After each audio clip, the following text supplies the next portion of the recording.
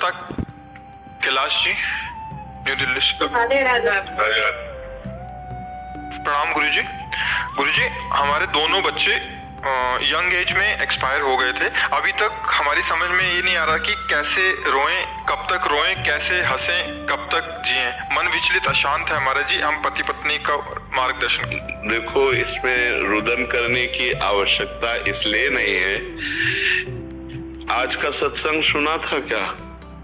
सत्संग सुना था। हिरण्यकश्यप हिरणाक्ष के वध के बाद अपने भाई के बधू और पुत्रों को सबको संबोधन करके कह रहा था कि रोने की जरूरत नहीं।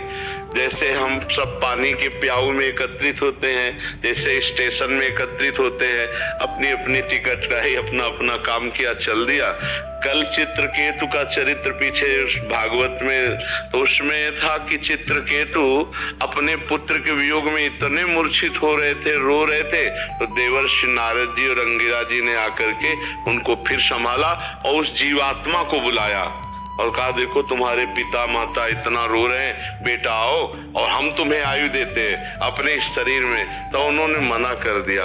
उन्होंने कहा, ये जो रो रहा है अपने को बाप समझता है, ये कितनी बार मेरा क्या क्या बन चुका है, मैं कितनी बार इसका बाप बन चुका हूं, मैं कितनी बार इसका पति बन चुका हूं। ये तो जीव अपने कर्मानुसार आता। देवर्षि नारद जी, मैं इस शरीर में नहीं रहूंगा, मेरा बस इतना ही कर्म था इस शरीर में और मैं जा रहा हूं, मैं किसी से प्यार नहीं करता, मेरा कोई कुछ नहीं।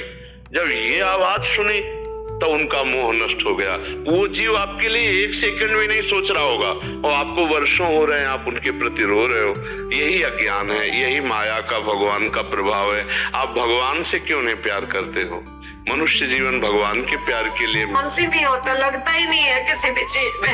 यही अज्ञानता है। ये अज्ञानता के कारण बाहर ना अंदर कहीं भी भ्रमण करने जाते हो। हाँ, बात सही है आपकी, हम बिल्कुल सपोर्ट करते हैं। ये माया का प्रभाव ही ऐसा है, अविद्या का, कि हमें लगता है मेरा पति, मेरा पुत्र, मेरा परिवार, मेरा अमुक, और जब मेरा परिवार चला गया तो अब हृदय जलता रहता है। यही अज्ञान का खेल है। अगर हम भगवान का नाम जप करें और भगवान को पुकारें और वो कृपा कर दे तो रोना बंद हो जाए। नहीं तो आज नहीं, कभी जन्म जन्मांतर में रोना बंद नहीं होगा।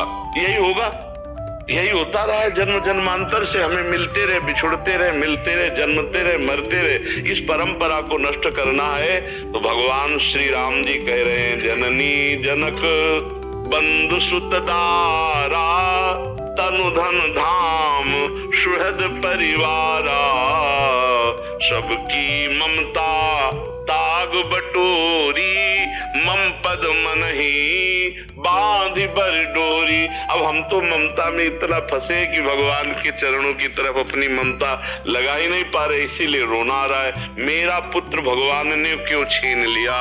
आपका न था, न है, न रहेगा। वो भगवान का अंश है। कर्म के दुख को भुगवाने के लिए वो आपके यहाँ पुत्र बना के अब चला गया। वो आपका पुत्र नहीं था। अगर आपको सुख देने वाला पुत्र होता तो आजीवन रहता, आपको सुख देता। लेकिन आपके दुख को भुगाने के लिए वो जीवात्मा पुत्र बना और पुत्र बन करके एक हम दृष्टांत संतों के द्वारा सुना हुआ सुनाते हैं। दो मित्र थे, एक गांव से शहर गए काम करने के लिए। अब वहां धीरे धीरे दोनों मित्रों ने मिलकर के पैसा कमाया, फिर वहीं होटल खोला। छोटे होटल से एक बड़ा होटल, धीरे धीरे 20 वर्ष में बहुत।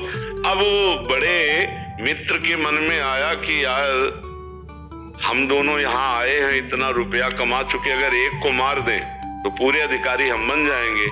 तो जहर दे के मार दिया और उसके शरीर का अंत्येष्टि संस्कार एकांत में ऐसे कर दिया।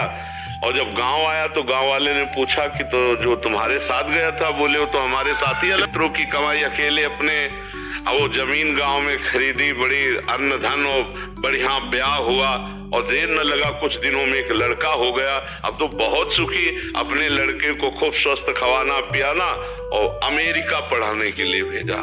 खूब महंगी पढ़ाई, लाखों करोड़ों रुपया खर्चा हो गए थे तब तक। जब लड़का नव किशोर हुआ, अमेरिका जाने के लिए योग्य हुआ, वहां पढ़ा। अब वहां बीमार शुरू हुआ, अब अमेरिका में डॉक्टरी शुरू हुई, अब यहाँ से खेती बिकना शुरू हुआ। व्यापार, आभूषण, खेती सब चौपट हो गए।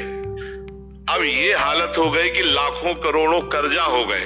कि किसी तरह बच्चे की जान, फिर भी ठीक नहीं। अब अमेरिका से वापस भारत लाए, और भारत में जब वो गोद में लेकर पिता रो रहा था और कह रहा था बेटा बूढ़ा हो गया, जैसे तैसे करके क्या क्या नहीं कमाया, आज सब चौपट हो गया और अब मैं तुम्हें बचा नहीं सकता, कैसे दवा कराऊं। और बहुत रोए तो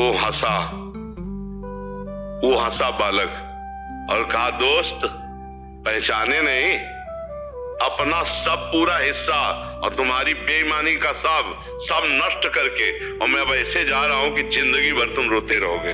और मर गया, चला गया। कौन आया था? हाँ, दोस्त आया था, हिसाब किताब अपना पूरा। अब हम लोग अज्ञानी जीव हैं तो हम जानते नहीं भाई, किसी न किसी जन्म में उस जीवात्मा के साथ हमारा कोई न कोई ऐसा रहा जो आए और नौजवानी में हमारे चित्त को चुराकर हमें दुख देकर रुला करके चले गए। नहीं तो अगर हमारे कर्म होते तो हमें सुख देने वाला बेटा होता। और सही बात पूछो, ये बेटा, ये पत्नी, ये पुत्र, ये परिवार, ये भगवान की दी हुई वस्तु है और जितने दिन के लिए दिए उतने दिन तक ही आप साथ रह सकते हो। लाख उपाय करो, आप साथ नहीं रह सकते हो। ये संसार बिल्कुल एक प्याऊ जैसा, रेलवे स्टेशन जैसा है। अपनी गाड़ी आई, जब तक गाड़ी नहीं आ रही तो चाय पी रहे, राधे राधे बात कर रहे, और गाड़ी आई तो चाय छोड़कर भागे, उस पे बैठ गए, चले गए। फिर नहीं पूछेंगे कि तुम कैसे हो, नहीं पूछेंगे। इसलिए भाई नाम जप करो, भगवान का आश्रय लेकर उनकी लीला कथा सुनो, मन को बांटो। अब समय रोने में मत नष्ट करो, क्योंकि तुम्हारी भी वही दशा होने वाली है। मृत्यु तो हम सबकी आने वाली है ना। ये बात तो समझ आ गई, लेकिन ये आगे के दिन कैसे निकलेंगे? नाम खूब नाम जप करो, चिंता मत करो। देखो आप लोगों को भगवान का भरोसा नहीं, इसलिए आपको लग रहा है कि मेरे बेटे नहीं है तो मेरा बुढ़ापा कैसे कटेगा। अरे वो अखिल कोटि ब्रह्मांड नायक भगवान, उसके सहारे हो जाओ, वो ऐसी व्यवस्था कर देगा, आप देखते रहे, सोच नहीं सकते भगवान के सहारे। इसलिए आप चिंता न करो कि आप दोनों बूढ़ों की व्यवस्था कौन करेगा, आप उनके भरोसे हो जाओ। देख लो कोई न कोई ऐसा निकल आएगा रास्ता कि उस पूरे विश्व का भरण पोषण, अरे वो खुद आ जाएंगे बहाने से किसी न किसी, और आपकी सेवा कर जाएंगे, आप जान नहीं पाओगे। हाँ, अपने कोशिश तो खूब करते हो इस स्थिति से निकलने की। नाम जप करो बस जी। नाम जप एक वो रास्ता है जो आपको निकाल देगा। हमारी प्रार्थना मान लो, जो नाम आपको प्रिय हो, राधा राधा, राम राम, कृष्ण कृष्ण, हरि हरि, नाम जप करो, ये आपको उबार देगा। आप नाचने लगोगे, आप आनंदित हो जाओगे। नरसिंह मेहता जी का पुत्र पधारा तो करताल लेकर नाच रहे, भला किया गोविंद, भला किया। श्रीवास जी का पुत्र पधारा, चैतन्य महाप्रभु आंगन में नृत्य कर रहे, हरे कृष्ण नाच रहे, आनंदित हो रहे। देखो हम लोग कहीं न कहीं माया में फंस गए हैं, और माया से मुक्त करने के लिए जा सुनाम भव भेषज हरन घोर त्रिशूल, भगवान का नाम ही इस भव रोग की अचूक औषधि। इसलिए नाम जप करो, जो नाम प्रिय हो, और बात मानो, भगवान को अपना मान लो तो निहाल हो जाओगे। उनको पुत्र मान लो, उनको पिता मान लो, गुरु मान लो, जो मान लो वो सब कुछ तैयार है। और आप देख लेना, अब मान के तो देखो उनको। अरे कैसे तुम्हें बताए, मान के तो देख लो, निहाल कर देंगे।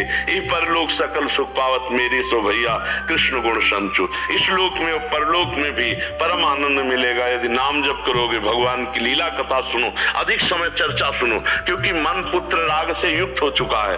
तो चर्चा सुनने से मन में वैराग्य आ सकता है, अन्यथा अगर वही चिंतन करोगे तो फिर रोना आएगा और परेशानी आएगी, और यही लगेगा अब हमारा जीवन किस काम का। नहीं, अभी एक साथी है जिसको तुम नहीं जानते, अविज्ञात सखा भगवान श्री हरि। ठीक है जी।